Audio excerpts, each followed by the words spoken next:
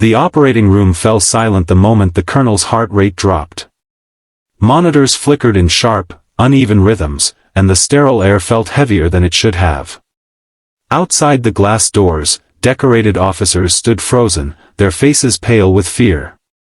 Inside, the best surgical team at Fort Braddock Military Hospital hesitated, not because they lacked skill, but because the one man who could save Colonel Matthew Hayes was stuck in a storm halfway across the country. And then, just when hope seemed to slip away, someone unexpected stepped forward. Before we dive deeper into this emotional journey, if you believe in kindness, second chances, and the power of unexpected heroes, take a moment to like, comment, share, and subscribe. Your support helps bring stories like this to life. Colonel Matthew Hayes was not just any patient. He was a decorated war hero, a man who had led his troops through impossible missions and returned with honor stitched into every scar on his body. But now, lying unconscious under the harsh lights of the operating room, he looked fragile, almost unrecognizable. A sudden internal rupture had brought him in hours earlier, and the diagnosis had been grim. Without immediate surgery from a highly specialized cardiovascular surgeon, he would not survive the night. The problem was simple and devastating. The hospital's only qualified surgeon, Dr. Nathaniel Brooks, had been grounded due to a severe thunderstorm in Chicago. Every minute that passed tightened the grip of death around the colonel's failing heart. Dr. Hannah Collins, the attending physician, felt the weight of responsibility crushing her chest. She had trained for years, seen countless emergencies, but this case demanded a level of expertise she simply did not possess. Around her, the surgical team exchanged anxious glances, their silence louder than any alarm. That was when a quiet voice broke through the tension. Ethan Carter, a young man in his late 20s, stood near the back of the room. He wasn't part of the surgical team. In fact, he wasn't even supposed to be there. Dressed in simple scrubs, his presence had gone mostly unnoticed until now. He worked in hospital maintenance, someone who fixed broken equipment and ensured everything ran smoothly behind the scenes. But there was something different in his eyes that day. Something steady. Something determined. Hannah turned to him, confusion written across her face, but Ethan didn't waver. He stepped closer, his voice calm despite the storm unfolding around him. He said he could help. He said he had done this before. At first, no one believed him. How could they? A maintenance worker claiming he could perform one of the most complex surgeries known to medicine sounded absurd, almost insulting. But time was running out, and desperation has a way of making people listen to things they would otherwise ignore. Ethan explained quickly, his words carrying a quiet urgency. Years ago, he had been a surgical resident at one of the top hospitals in the country. His future had been bright, his hands steady, his mind sharp. But one mistake, one moment that had cost a patient's life, had ended everything. His license revoked, his dreams shattered, he had disappeared from the medical world entirely. Until now. The room fell into a deeper silence, this time filled with uncertainty rather than panic. Hannah studied his face, searching for any sign of doubt or deception, but all she found was sincerity, and something else. Regret. The kind that doesn't fade with time. The colonel's heart rate dropped again, sharper this time, more dangerous. There was no more time to debate. Against every protocol, every rule, and every fear, Hannah made the decision.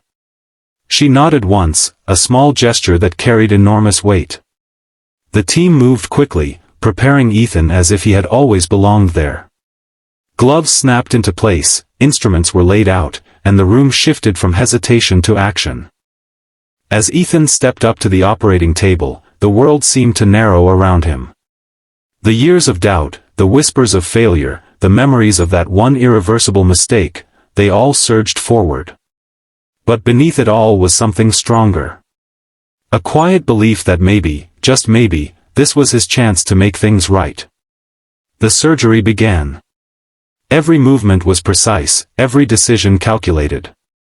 The team watched in stunned silence as Ethan worked with a confidence that defied his circumstances. His hands didn't tremble. His focus didn't break. It was as if the years away had never existed, as if he had been waiting for this moment all along. Minutes turned into hours. Outside the operating room, the storm raged on, mirroring the battle inside. Officers paced the halls, their polished boots echoing against the floors. Some prayed.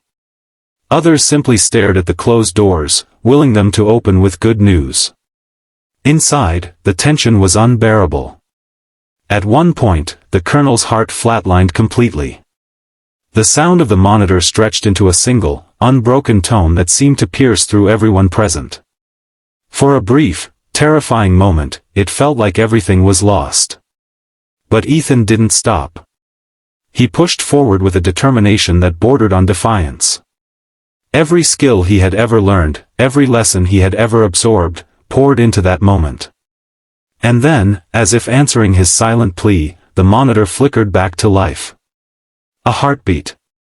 Weak, but real. Relief washed over the room, but the work was far from done. Ethan continued, guiding the surgery to its final stages with unwavering focus. When it was finally over, when the last stitch was placed and the machine stabilized, a profound silence filled the room. The colonel was alive. Ethan stepped back, exhaustion hitting him all at once. His hands, steady throughout the procedure, finally began to shake. He looked at the man on the table, then at the team around him, as if trying to understand what had just happened. Hannah removed her gloves slowly, her eyes never leaving Ethan. She had taken a risk that could have ended everything, but instead, it had saved a life. A life that mattered to so many. In the days that followed, news of the substitute surgeon spread quietly through the hospital, then beyond its walls. Colonel Hayes began to recover, his strength returning day by day. And with each improvement, the story of the man who had saved him grew. But for Ethan, the journey wasn't about recognition. It was about redemption.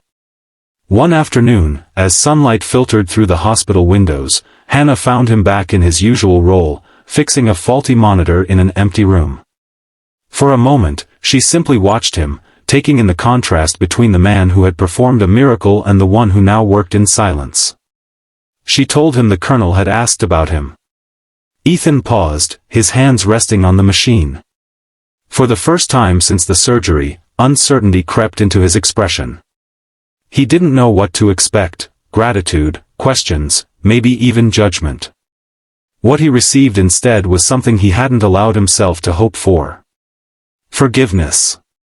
Colonel Hayes, still weak but fully aware, had insisted on meeting the man who had saved his life.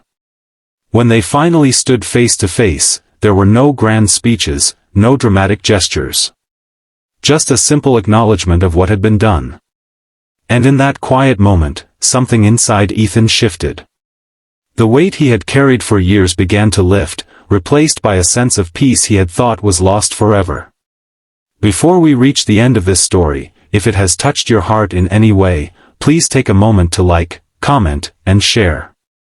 Stories like this remind us all of the power of second chances. And one special request: comment below with the word hope if you believe people deserve a chance to rise again. Ethan Carter never expected to step into that operating room. He never expected to be given another opportunity to prove himself. But sometimes, life doesn't ask for perfection. It asks for courage. It asks for the willingness to step forward when it matters most. The colonel needed a surgeon. What they got instead was something far more powerful: a man who refused to let his past define his future, and who, in one extraordinary moment, reminded everyone that redemption is always within reach.